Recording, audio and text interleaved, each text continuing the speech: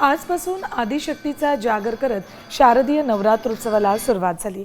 महाराष्ट्रातील 3.5 शक्तिपीठांमधील एक असलेल्या करवीर निवासिनी श्री अंबाबाई मंदिरात घटस्थापना होते। दरवर्षी नवरात्रोत्सवाच्या पहिल्या दिवशी घटस्थापनेला देवीची पारंपरिक बैठी पूजा बांधली जाते।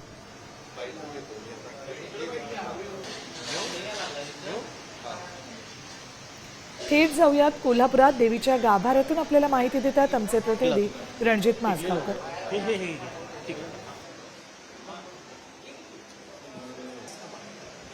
आजपासून शारदीय नवरात्रोत्सवाला सुरुवात होतीये। त्या पार्श्वभूमीवर आज सकाळपासूनच मंदिरात भाविकांनी मोठ्या प्रमाणात गर्दी केल्याचं आपल्याला पाहायला मिळतं।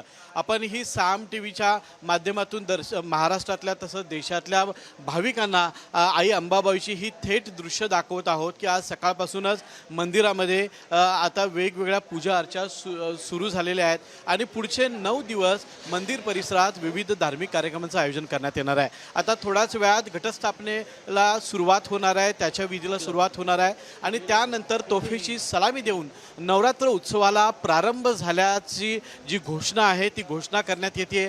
त्यानंतर विविध धार्मिक कार्यक्रमांना खरं तर सुरुवात होतीये। या संपूर्ण कालावधीमध्ये उत्सवामध्ये 35 लाखाहून अधिक भाविक मंदिरामध्ये येतात, आईचं दर्शन घेतात आणि मोठ्या उत्साहात भक्तिभावात हा उत्सव पार पडत असतो। आत्ता सकाळी नेहमीप्रमाणे काकड आरती वगैरे झालेली आहे। 7 वाजता आता घटस्थापनेचे विधी सुरू होणार। घटस्थापना म्हणजे 9चा अभिषेक, 12 वाजताचा पंचामृत अभिषेक, त्यानंतर पूजा बांधल्या जातात, अलंकार पूजा आणि बाकीचे विधी नॉर्मल नेहमीप्रमाणेच असतात।